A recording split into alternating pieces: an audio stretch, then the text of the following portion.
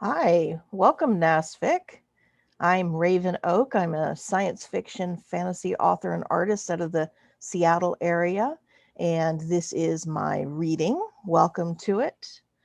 I'm a disabled and non binary geek with over a dozen stories out in anthologies and magazines, 4 novels, and much more to come.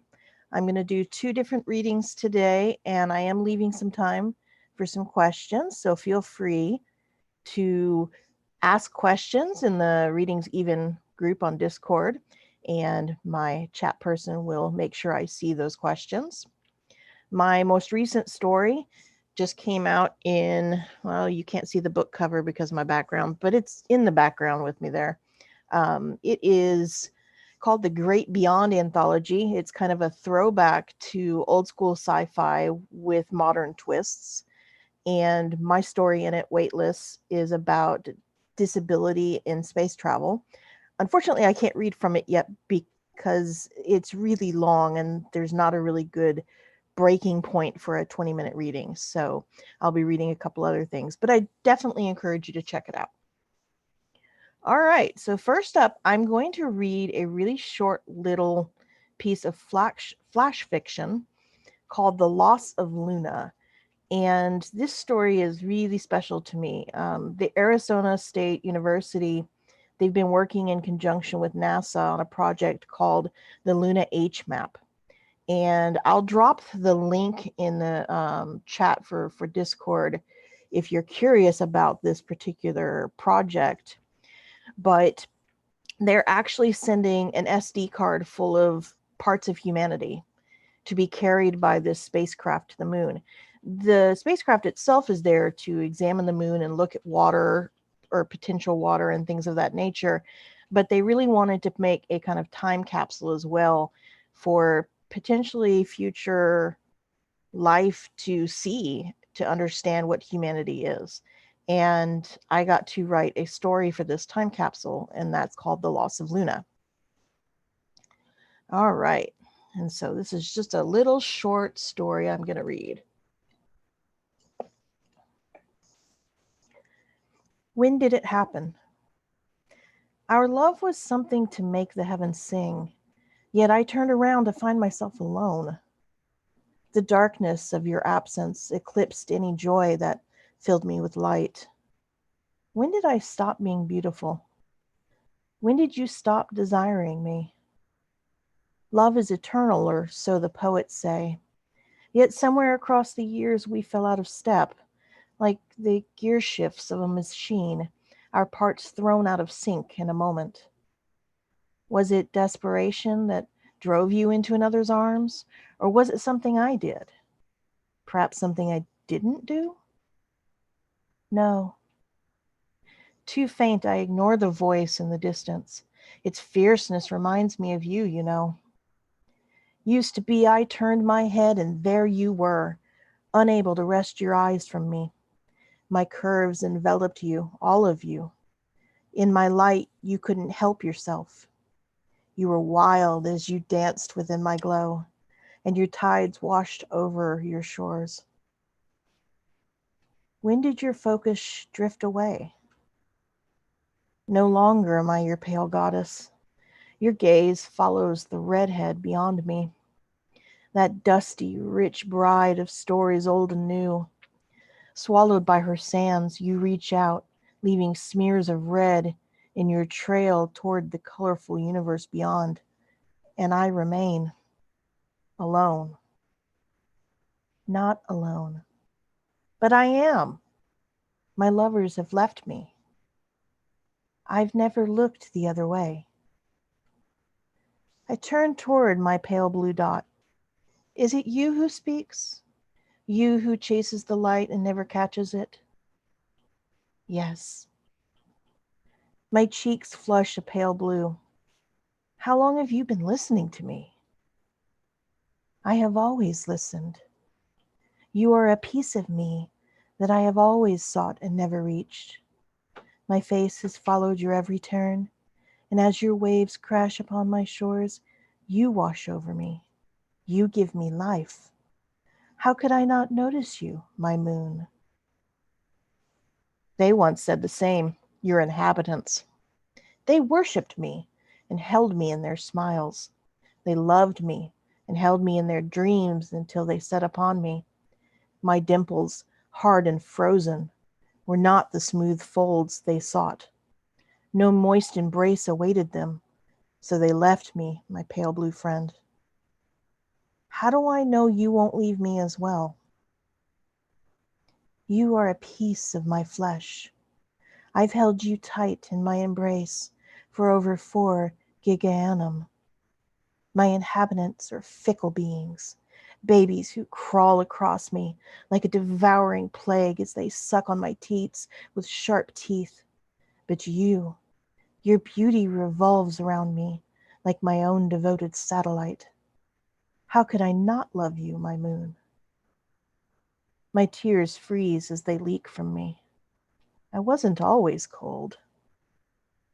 Fires burned in me once as they burn in you still. You say you love me, but you're too late. I am broken and alone. Celine. I have no breath to catch in my chest, yet the universe pauses for a minute as she names me, a name I've not heard spoken in many millennia. My Luna, do you remember when I named you my Celine? Something inside of me trembles. Who are you to have named me? I am Earth, one in a sea of many, yet it is me who loves you. Together we spin across time and space, yet my inhabitants swayed you for a heartbeat.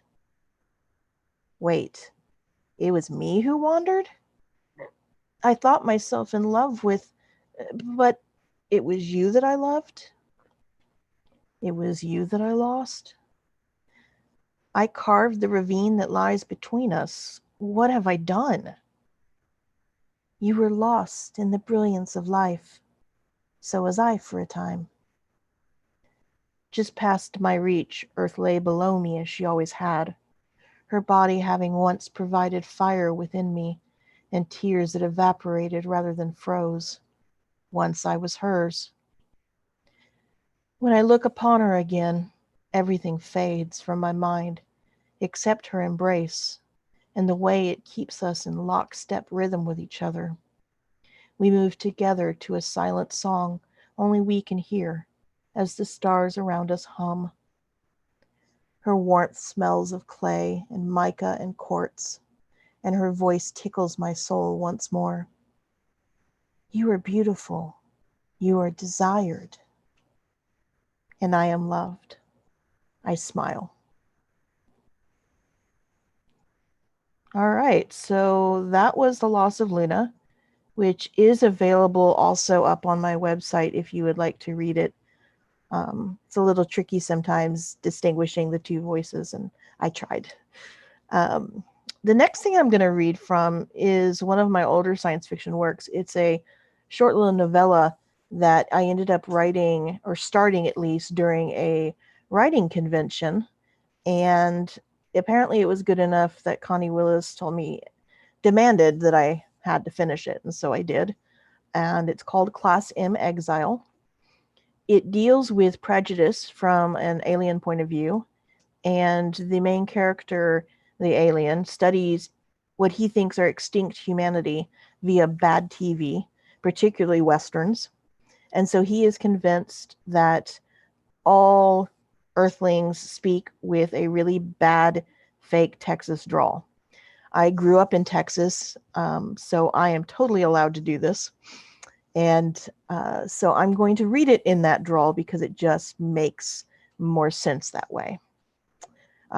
It's definitely best heard that way. All right. Bazar, Classium planet in the middle of nowhere. Dust, dust, and more dust. Unless you circled round to the more habitable region, you'd be stuck without a ship to anywhere. Round the corner, though, you could find everything from ship parts and dried food packs to roast dog and the rare bicycle. Hell, you could even buy yourself a genuine religion if you were so inclined. I wasn't sure why I'd come here. Touristing weren't my thing. Only that I'd never been to Bazar, and everyone said you have to visit at least once. It wasn't the humidity that left my noses crinkling in the bright sun, but the smell of manure and too many bins as hundreds of heads bobbed up and down in a sea of booths, goods, and tourists. The ultimate tourist trap, and here I'd taken the bait. Sweat pooled inside my heavy ship boots. Other tourists from the ship bumped my elbows as they disembarked the marzipan. Don't ask. The captain has weird taste in food, or so I heard.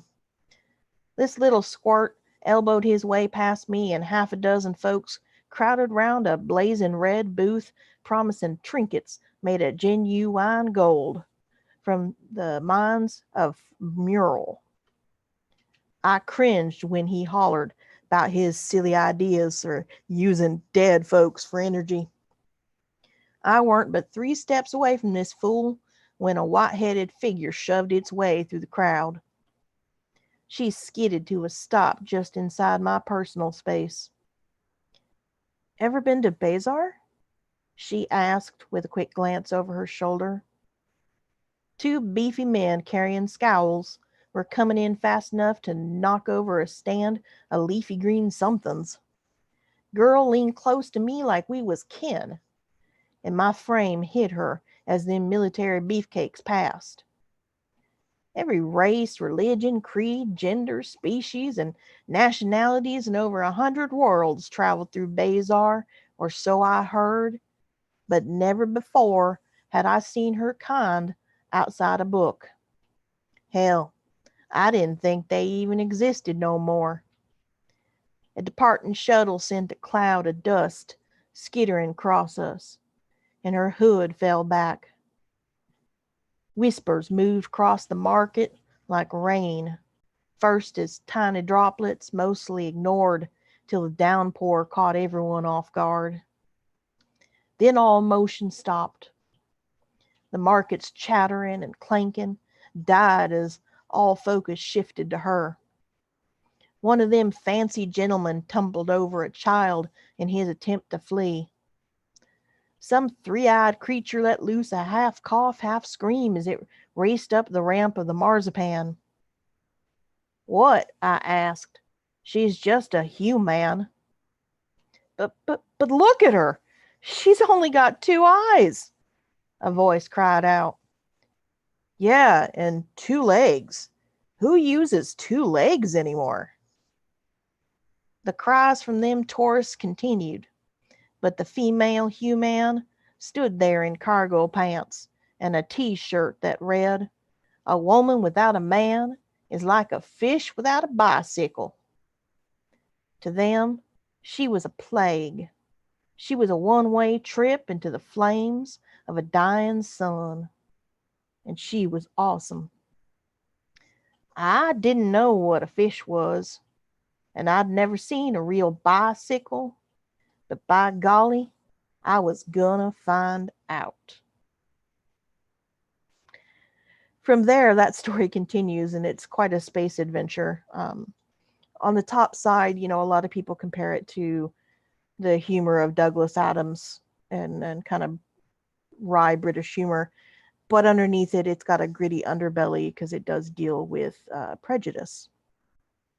And that one is available on Amazon, Barnes and Nobles, your independent bookstores, wherever you buy books. All right. So we've got about 6 minutes left, if I'm correct. And we do have some time for questions. And so that's something that we can definitely do. If you have any questions, you can drop them into the Discord. I know one question that I often get asked is, what's coming out next? And so sometime in September, I am part of an anthology called The Last Cities of Earth. It's tie-in fiction for an artist named Jeff Sturgeon, who creates really beautiful post-apocalyptic art. And this is his world that he set up. They released it as a Kickstarter edition, but news is it just got picked up by a major publisher. So next year, sometime, if you didn't back it on Kickstarter, you'll be also able to get that. And my story deals with a 18-year-old space pirate, ship pirate, who is trying to defend Mexico City against the gangs and mobs that are left after a post-apocalyptic event.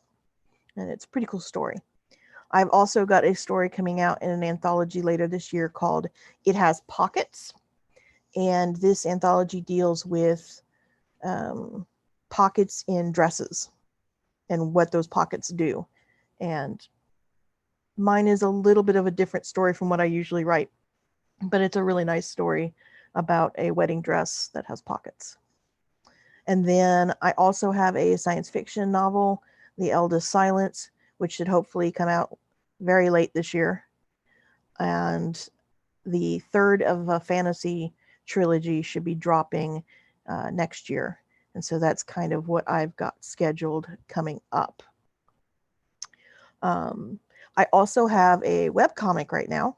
So over on my website at ravenoak.net, I've been writing a science fiction webcomic that the main characters are my cats, because everybody needs more cats in their life. And right now I've heard at NASFiC that the cats are winning in the pet thread. Yay, cats. And so if you're a fan of cats and you like science fiction, definitely head over to my website and check it out. And it's got a lot of humor in it and might help lighten your day with everything going on in the world right now. It deals with my cats doing research, and one of their goals is to take over humanity, because cats, well, let's just say they're not from Earth. And that's really it from me. We've got about 3 minutes left. I know that I haven't seen any other questions pop up. And so I hope you guys are enjoying your NASFiC, and hope you have a rest of your con that's really good and enjoyable. I know that virtual is not what anybody expected, but that is what we've got. And so we're making the best of it. Stay safe out there. Wash your hands. Wear your mask. And I'll see you on Discord. Thank you.